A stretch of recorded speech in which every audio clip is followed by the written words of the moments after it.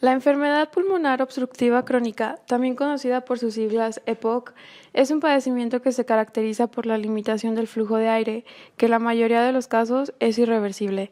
Se trata de una enfermedad muy frecuente en la actualidad y tiene un gran impacto sobre la calidad de vida y el pronóstico vital del paciente. También el costo de tratarla es muy elevado.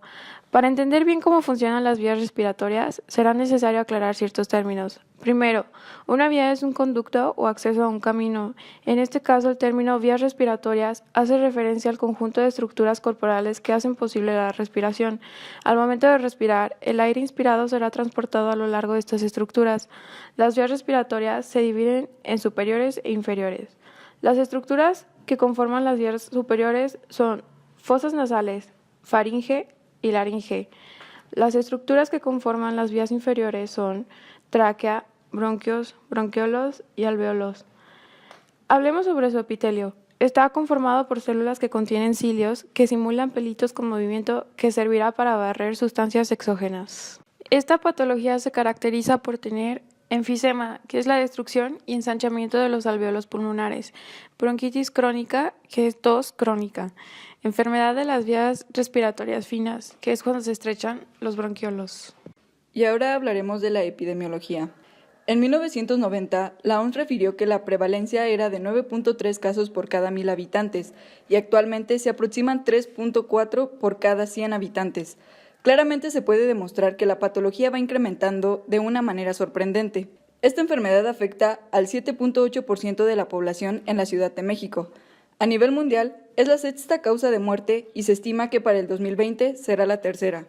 La EPOC es la única de las enfermedades frecuentes cuya tasa de mortalidad no ha disminuido en los últimos 30 años, como ha sucedido con los procesos cardiovasculares o infartos. A pesar de estas preocupantes cifras, la proporción de individuos no diagnosticados y por lo tanto no tratados es superior a los pacientes bien identificados y tratados. Se estima que el costo por paciente al año es 60,000 pesos, significa que implica un gran problema de salud pública. ¿Y cuáles son las causas que ocasionan esta enfermedad? Mira, esta es una enfermedad multifactorial, por lo tanto hay varias causas que la provocan, principalmente la inhalación de partículas o gases nocivos, como el tabaquismo. El consumo de humo de tabaco es el principal riesgo de EPOC. Cabe destacar que no todos los fumadores padecen de la enfermedad. Un aspecto epidemiológico importante es que la EPOC era tradicionalmente un trastorno que afectaba sobre todo a varones. Su diagnóstico es cada vez más habitual y aún más en el futuro entre mujeres, debido a los cambios que se han producido en la prevalencia y distribución por sexos del consumo de tabaco en las últimas décadas del siglo XX. Cocinar con leña en el interior de la vivienda en personas no fumadoras. Exposición laboral. La frecuencia de obstrucción del flujo de aire podría deberse a una exposición a polvos en el centro de trabajo, por ejemplo en las minas de carbón, que constituyen un factor de riesgo significativo tanto para fumadores como para no fumadores. Otra causa son las infecciones de las vías respiratorias. Procesos infecciosos sufridos durante la infancia podrían predisponer en la etapa adulta al deterioro de la función pulmonar y el desarrollo o progresión de la EPOC. Otra causa, el sustrato genético. El único déficit genético que se ha confirmado es la deficiencia de alfa-1 antitripsina. Sin embargo, 1 o 2% de las personas con EPOC la hereda. Las personas con la falta de esta enzima suelen presentar la enfermedad en etapas más tempranas. Y ahora otra causa es la contaminación atmosférica. Los síntomas de vías respiratorias se intensifican en los habitantes de zonas urbanas en comparación con quienes viven en zonas rurales. Envejecimiento. La prevalencia, mortalidad y morbilidad de la EPOC aumentan con la edad. La función pulmonar, que alcanza su desarrollo máximo en adultos jóvenes, comienza su declive a partir de los 30 o 40 años de vida. En el envejecimiento de la población aumenta la prevalencia de las enfermedades crónicas. La mayor sensibilidad bronquial que se encuentra en el asma por constricción de los tubos que llevan aire al pulmón también favorece la aparición de EPOC. Su evolución natural. Los efectos del humo del tabaco sobre la función pulmonar dependen de la intensidad de la exposición al tabaquismo, de la edad a la que se comenzó a fumar y la duración del consumo. El riesgo de que al final muera una persona por esta patología guarda relación cercana con los menores niveles de la función pulmonar. La rapidez con que disminuye la función pulmonar puede modificarse al cambiar las exposiciones ambientales. Por ejemplo, abandonar el tabaquismo.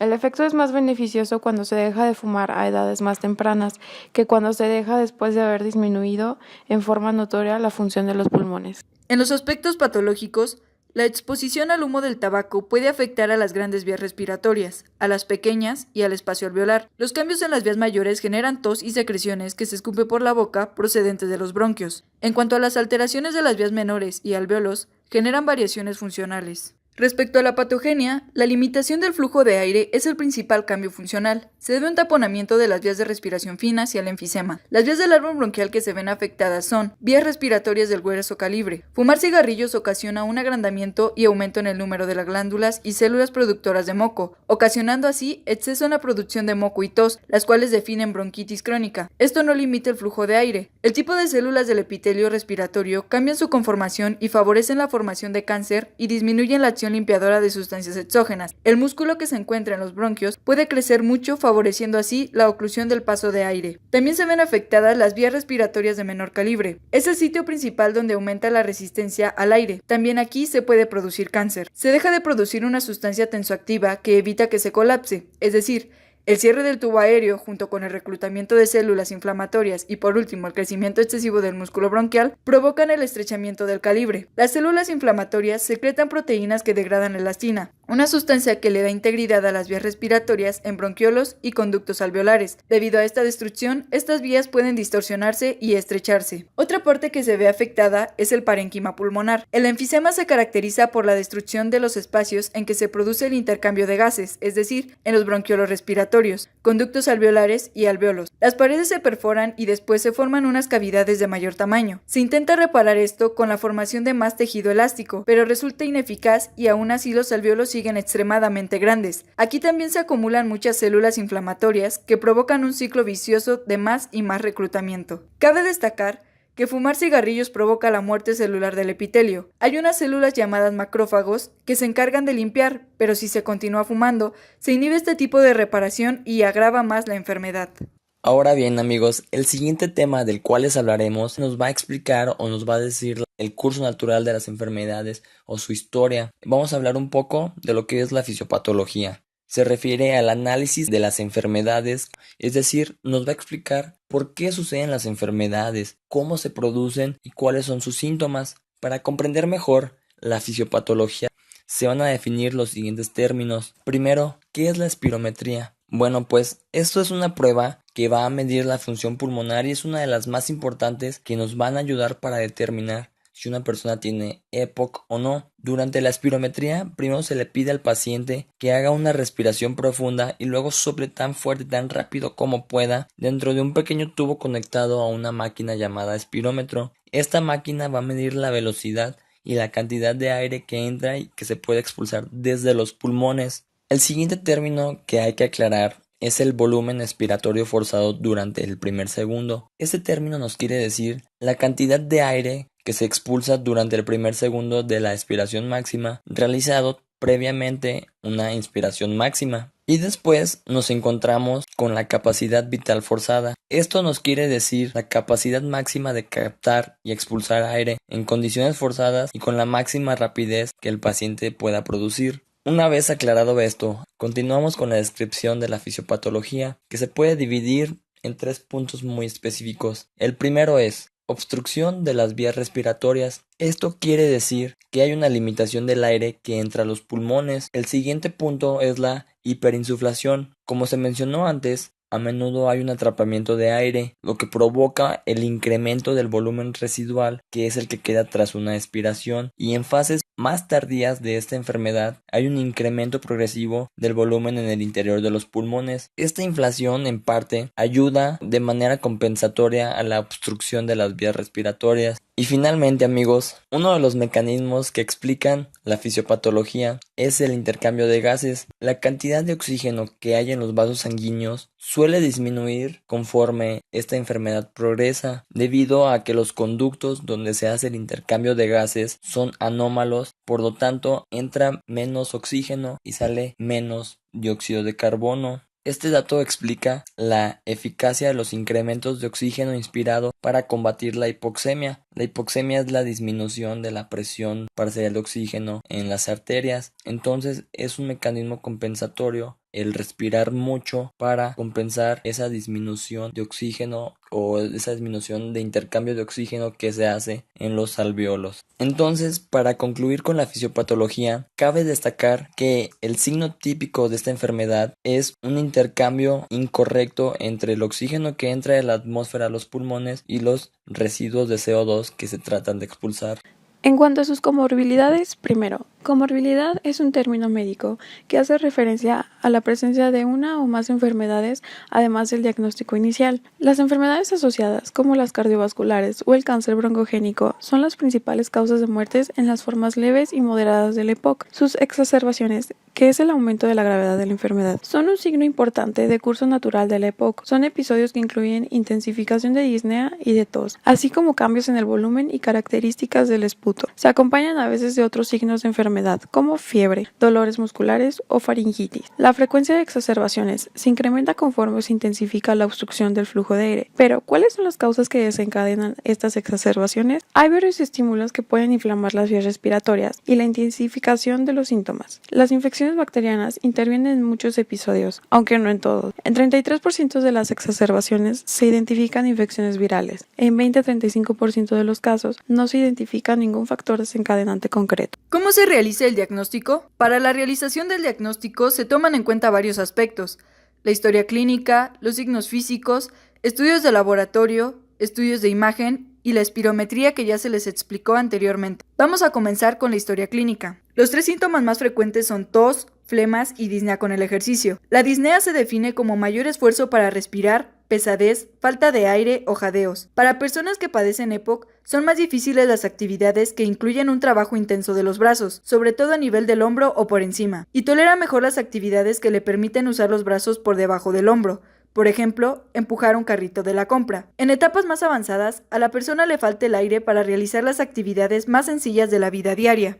Continuaremos con los signos físicos, entre los que se encuentran la prolongación de la fase expiratoria y sibilancias. Las sibilancias son sonidos que se detectan en la exploración física del paciente con una obstrucción de las vías respiratorias pequeñas. También se encuentra tórax en tónel y es un signo de hiperinsuflación. El pecho se observa agrandado de tamaño con aumento del diámetro de la parte anterior a la posterior. En caso de obstrucción grave del flujo de aire, el sujeto se siente en la típica postura en trípode. En el estudio de laboratorio, la medición de gases en sangre arterial y oximetría pueden detectar la hipoxemia durante el ejercicio o reposo. Se realiza una gasometría, pues conocer el pH arterial permite confirmar la insuficiencia ventilatoria, que se define como la presión parcial de dióxido de carbono mayor a 45 milímetros de mercurio. El aumento del hematócrito sugiere la presencia de hipoxemia crónica.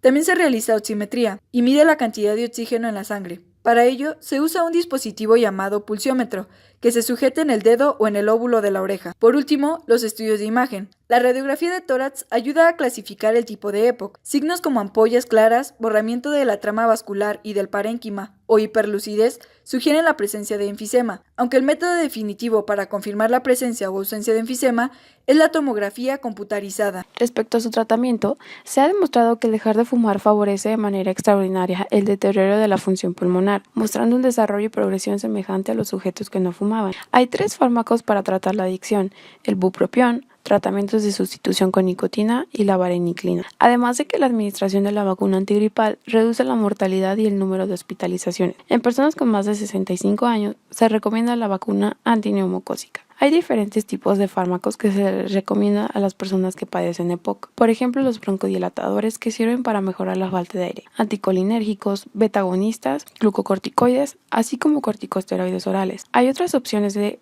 tratamiento como la oxigenoterapia. La oxigenoterapia es la única que ha reducido la mortalidad. Los beneficios son directamente proporcionales al número de horas por día que usen oxígeno. También existen operaciones para disminuir el volumen pulmonar. Está la opción del trasplante del pulmón. La EPOC es la única indicación prioritaria del trasplante de pulmón, siempre y cuando, a pesar de usar el máximo tratamiento médico, las personas sigan con una discapacidad profunda, sin que tengan otros trastornos coexistentes como enfermedades del hígado, corazón o riñón, sin importar la distribución del enfisema o la presencia de hipertensión arterial. ¿Cómo prevenir EPOC? Bueno, no fumar es la mejor manera de prevenir esta enfermedad, pues como ya se comentó, es el tabaquismo el principal factor de riesgo. Evitar inhalar sustancias irritantes en pulmones, como contaminación del aire, productos químicos, polvos, entre otros. A fumadores actuales o exfumadores de 40 años se les recomienda acudir al neumólogo para contar con el diagnóstico y tratamiento precoz, tener las vacunaciones adecuadas, apegarse al tratamiento del médico cuando se cursa con una enfermedad de tipo infeccioso, atender correctamente a los niños que presentan infecciones de las vías respiratorias, darles la atención y medicación apropiada. ¿Qué hacer si ya fumo? ¿Voy a tener EPOC? Como hemos estudiado anteriormente, el humo del tabaco provoca muchos daños sobre el pulmón y este pierde la capacidad de autorrepararse. Si se continúa consumiendo esta toxina por mucho tiempo, sí es muy probable que evolucione una enfermedad obstructiva, aunque cabe hacer hincapié que no todas las personas que fuman van a padecer la enfermedad. No se tiene nada por seguro, lo importante es dejar de fumar. Pide ayuda, no tengas miedo. Acude con profesionales, asesórate de personas sanas, habla con tu familia, no estás solo y siempre se puede mejorar. Hay que detectar las cosas que se hacen mal y si está dentro de tus manos, hay que hacer algo para estar libres de patologías. ¿Qué medidas puedo tomar si vivo en un ambiente altamente contaminado? Si es posible, salir al aire libre durante las primeras horas de la mañana y las últimas de la tarde a la caída del sol. Si padeces enfermedades relacionadas con el sistema respiratorio, ten siempre a mano tus medicamentos habituales. No realices actividad física en lugares abiertos cerca del smog, ya que cuanto más rápido respires este tipo de aire, más contaminarás tu sistema respiratorio. Utiliza mascarillas con filtros.